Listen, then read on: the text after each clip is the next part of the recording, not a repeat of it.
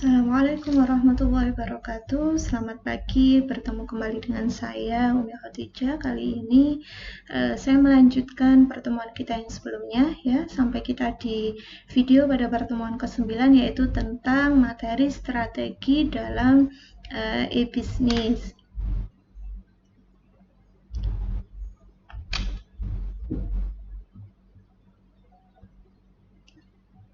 Assalamualaikum warahmatullahi wabarakatuh. Selamat pagi, bertemu kembali dengan saya Umi Khadijah. Saya lanjutkan dari video pertemuan kita sebelumnya sampai kita di pertemuan yang ke-9 ini, yaitu materi kita pagi ini perkuliahan e-business, yaitu tentang strategi dalam e-business.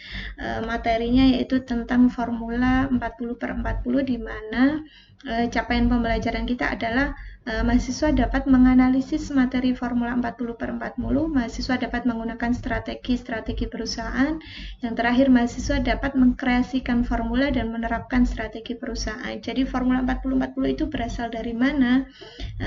Dari dalam bukunya Peter Clark dengan judul Net Value, dia mengatakan bahwa sebenarnya era euphoriabusiness.com itu sudah usai pada kuartal pertama, yaitu sekitar tahun 2000-an, sejalan dengan ambruknya beberapa nilai-nilai saham perusahaan virtual di Nasdaq, di mana yang bersangkutan perusahaan .com ini memberikan istilah pada ambruknya itu ya, Peter Clark ini dengan istilah net fase 1 pada masa-masa itu, di mana keberhasilan beberapa perusahaan berbasis internet seperti yahoo.com, amazon.com itu memacu berbagai perusahaan di dunia yang lain, memacu bagi perusahaan-perusahaan yang lain di dunia itu untuk turut merapaikan dunia maya dengan berbagai model bisnisnya yang tentunya tidak sama.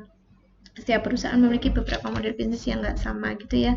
Nah, perusahaan-perusahaan berbasis virtual tersebut itu biasanya memiliki karakteristik yang sejenis, didirikan oleh beberapa orang kalangan muda dengan cita-cita tentunya dapat segera IPO agar dihargai pasar, agar bisa berekspansi jauh ya, memperluas pasar melebihi dari book value-nya, atau dengan kata lain dapat mengeruk keuntungan besar dengan jangka waktu yang cepat. Nah, sejumlah besar modal Ventura pun ditawarkan, misalnya secara jor-joran oleh berbagai kalangan di dunia, yang menyebabkan semakin membesarnya atau bubble stock yang ada. Kemudian namun ketika pada akhirnya terjadi oversupply gitu ya, banyak dari supply berlebihan, perusahaan.com di dunia maya mulai menggelembung. Itu pun akhirnya pecah sehingga tidak terhitung berapa ratus ribu karyawan di dunia yang pada akhirnya terpaksa kehilangan pekerjaannya. Nah, sejalan dengan gulung tikarnya sejumlah perusahaan.com, maka hampir semua mengalami nasib yang sama, yaitu terjadi bleeding pada cash flow-nya. Nah, melihat fenomena ini, Peter Clark kemudian menganjurkan agar segera melupakan semua hal buruk di masa lalu ya, dan mulai berkonsentrasi pada periode baru, yaitu setelah tanggal 14 April 2000 dinamakan dengan net fase 2, di mana perusahaan.com yang ada itu harus lebih pragmatis dalam menyusun strategi bisnisnya. Dari berbagai nasihat yang diberikan oleh para pakar, tentunya ada satu hal yang menarik untuk dicermati, yaitu diperkenalkannya sebuah kiat yang dinamakan dengan formula 40/40. Formula ini merupakan satu panduan atau guideline bagi sebuah perusahaan ya, baik konvensional maupun .com, yang ingin memutuskan untuk terjun ke dunia maya dengan cara memanfaatkan medium internet dan teknologi informasi yang ada. Angka 40 yang pertama itu merupakan ukuran yang harus dikaji, dianalisa oleh perusahaan, apakah menawarkan jasa proses transaksi di industri yang bersangkutan, produk-produk teknologi informasi itu dapat menggantikan akses channel tradisional, sehingga paling tidak 40% penetrasi market itu dapat dikuasai oleh teknologi online ini. Jika memang benar proses pelayanan pada industri tersebut kecenderungan atau tren yang memperlihatkan bahwa produk-produk teknologi informasi semacam komputer, PC, handphone, notebook, PDA, ATM, dan lain-lain itu bisa menggantikan metode interaksi konvensional tatap muka, sehingga dapat diperkirakan bahwa 40% dari penetrasi pasar itu akan menggunakan atau melalui peralatan teknologi informasi ini. Maka segmen industri tersebut layak untuk digolongkan sebagai potensi pasar ya, bagi pemain bisnis virtual. Sebentar ya, ada kendala, ini baterai saya habis. Saya sambil ngecharge. Nah, namun hal ini tentu belum dianggap cukup ya untuk mendatangkan satu keunggulan kompetitif bagi sebuah perusahaan, sehingga muncullah di sini angka 40 yang kedua. Dari minimum 40% penetrasi pasar pada segmen industri tersebut, paling tidak itu sebuah perusahaan harus yakin bahwa yang bersangkutan itu dapat menguasai paling tidak 40% dari market share bisnis online tersebut.